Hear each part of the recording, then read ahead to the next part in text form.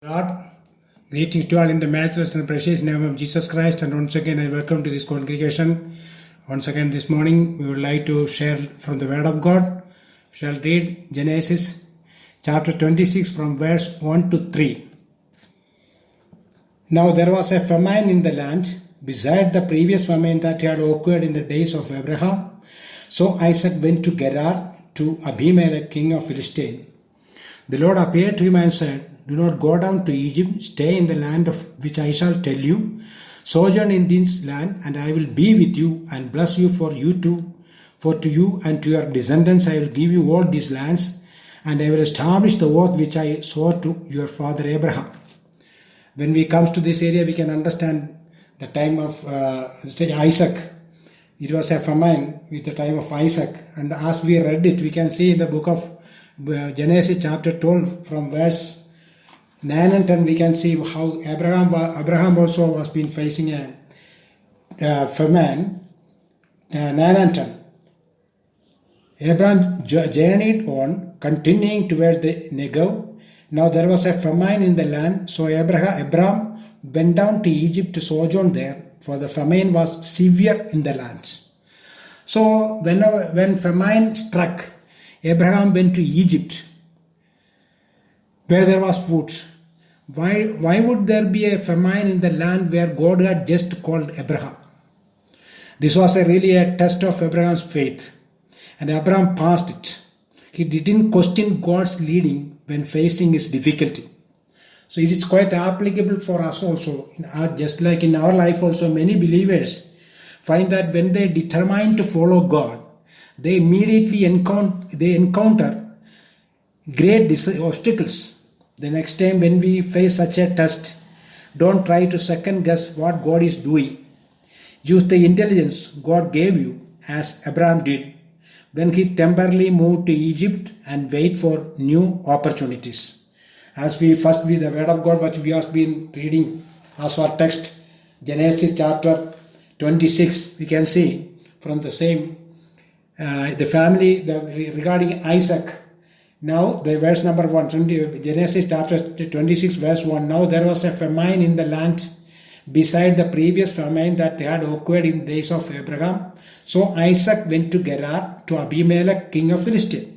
So when we learn about the particular area, we can see in a family of forceful initiators, Isaac was the quiet, mind my own business type, unless he was specifically called on to take action. He was the protected only child from the time Sarah got rid of Ishmael until Abraham arranged his marriage to Rebekah. In his own family, Isaac had the patriarchal position, but Rebekah had the power. Rather than stand his ground, Isaac found it easier to compromise or lie to avoid confrontations. In spite of these shortcomings, Isaac was part of God's plan. The model his father gave him included a great gift of faith in the one true God. God's promise to create a great nation through Isaac, which he would bless the world, was passed on by Isaac to his twin sons. When we come to the area once again, Genesis 26 from 2 and 3. The Lord appeared to him and said, "Do not go down to Egypt, stay in the land of which I shall tell you. Sojourn in this land, and I will be with you and bless you." So when we come and understand this particular area, we can see God appeared to Isaac and handed over all the promises which he had given to Abraham, his father. From then onwards, Isaac was being trained to live by godly promises, just like his father Abraham, how he was before God. And verse number 6 we can understand. Verse number 6 is, so Isaac lived in Gerar. So when we comes to understand the area of the Bible, we can see in the life of a child of God or a godly man, famine comes only from God, and it is in control of only God only. So in our life also, it is quite applicable this morning. If you are facing such any type of famine, wilderness, desolation, isolation in our life also, It's only with God, as a child of God.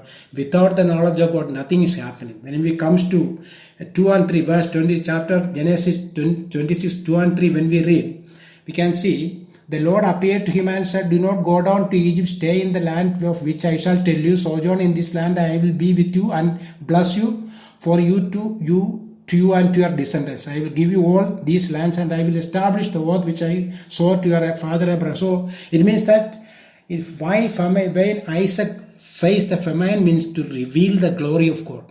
So as a child of God, why there was a famine, why he was been facing a famine means to reveal the glory of God, and why he was being God permitted him to undergo such a famine means to reveal the glory of God in Isaac's life. And when we come to understand the verse 12 and 13, we can see, now Isaac sowed in that land and reaped in the same year a 100-fold, and the Lord blessed him. So in Isaac's life, why the famine, God permitted a famine in his life means it was to bless those who fear God and to reap a 100-fold.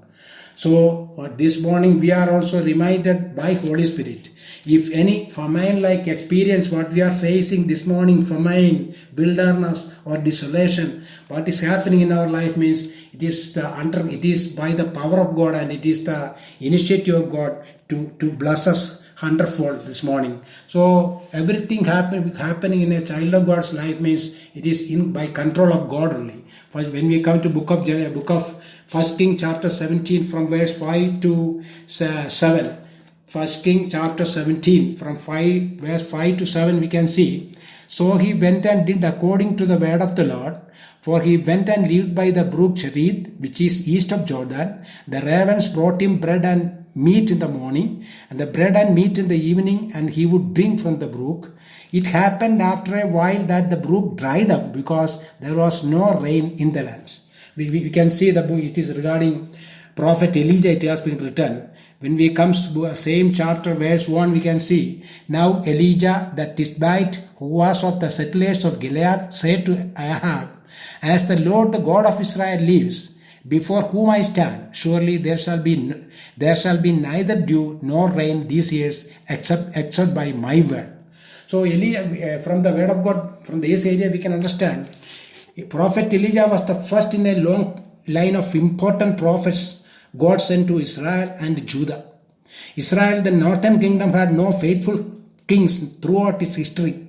Each king was wicked, actually leading the people in worshipping pagan gods. With no kings or priests to bring God's way to the people, God called prophets to try to rescue Israel from its moral and spiritual decline. For the next 300 years, these men and women would play vital roles in both nations, encouraging the people and leaders to turn back to God. So those who worshipped Baal believed he was the God who brought the rains and bountiful harvest. So when Elijah walked in the presence of this Baal worshipping king and told him there would be no rain for several years, Ahab was really shocked. We can read from the Bible. So Elijah bravely confronted the man who led these people to evil, and he told a power far greater than any pagan god, the Lord God of Israel. When rebellion and heresy were at an all-time high in Israel, God responded not only with the words but with action. Same chapter 17 from verse 2 to 4, when we read, we can understand. The word of the Lord came to him saying, go away from here and turn eastward and hide yourself by the brook Cherith, which is east of Jordan. It shall be that you will drink of the brook, and I have commanded the ravens to provide for you there. So this area, once again, it is teaching about that. Here we can see the prophet was being trained to obey the Almighty God for the provisions as per according to the desire of God. So Elijah was been getting a training from Almighty God that for each day's provision, each day's steps, how he want to step forward as per according to the will and wish of God. Again we can see same chapter from 7 to 9, we can read like this. It happened after a while that the brook dried up because there was no rain in the land. Then the word of the Lord came to him, saying, Arise, go to Zarephath, which belongs to Sidon, and stay there. Behold, I have commanded a widow there to provide for you. So so we can see Elijah was that was the second step for Elijah to obey God, and it was in a nation that was required by Lord to care for his prophets.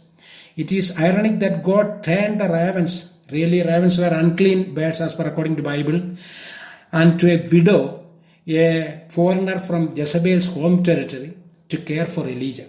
So those who are hearing this morning word of God, once again the Holy Spirit is reminding us also that God has help where we least expect it. He provides for us in ways that go beyond and narrow definitions or expectations. No matter how bitter or trials or how seemingly hopeless our situations, we should look for God's caring touch. We may find His provisions or providence in some strong places or strong and strange places. So above our imaginations, above our calculations, above our plans, there is always God's plans are there for every our needs and requirements. When we comes to Holy Gospel according to Saint Mark chapter 4, from verse 37 and 38, which reads 37 and 38, and there arose a fierce gale of wind, and the waves were breaking over the boat so much that the boat was already filling up. Jesus himself was in the stern, asleep on the cushion. As they woke him and said to him, Teacher, do you not care that we are perishing?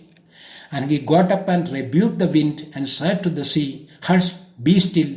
And the wind died down. It became perfectly calm. We can see when we are reading that area, we can see that the Sea of Galilee is 680 feet below sea level and is surrounded by hills. Winds blowing across the land intensify close to the sea, often causing violent and unexpected storms. The disciples were seasoned fishermen who had spent their lives fishing on this huge lake. But during this call, they panicked. Again, when we come to verse number 30, from 38 we can see 38. Jesus himself was in stern asleep on the cushion, and they woke him up and said, Teacher, do you not care that we are perishing? And he got up and rebuked the wind and said to the sea, Hush, be still. And the wind died down and became perfectly calm. And he said to them, Why are you afraid? Do you still have no faith? So the disciples panicked because the storm threatened to destroy them all. And Jesus seemed unaware and unconcerned. There was a physical storm, but storms comes in other forms also in our life. Think about the storms in our life, the situations that cause us great anxiety. Whatever our difficulty, we have two options. In our human standard, there will be two options for every storms what we are facing. Either we can worry and assume that Jesus no longer cares, or we can resist fear, putting our trust in Him. When we feel like panicking, confess our need for God and then trust Him to care for us. When we come to that area, once again we can see verse 40, verse 41. We read like this. Verse 41. They became very much afraid and said to one another, Who then is this, that even the wind and the sea obey him? The disciples lived with Jesus, but they underestimated him. They did not see that his power applied to their everyday, for very own situation. Jesus has been with his people for 20 centuries. This morning, once again, Holy Spirit is teaching us also that since 20 centuries, Jesus has been with his people. And yet we, like the disciples, underestimate his power to handle crisis in our lives. The disciples did not know enough about Jesus, but we cannot make the same excuse as they did. Let us pray. Heavenly Father, thank you for the words you have spoken through your Holy Spirit this morning regarding the famine in the life of a child of God. Oh Lord, we are grateful this morning as you have taught us from your words that famine, wilderness or desolation, whatever happens in our life is in your control only.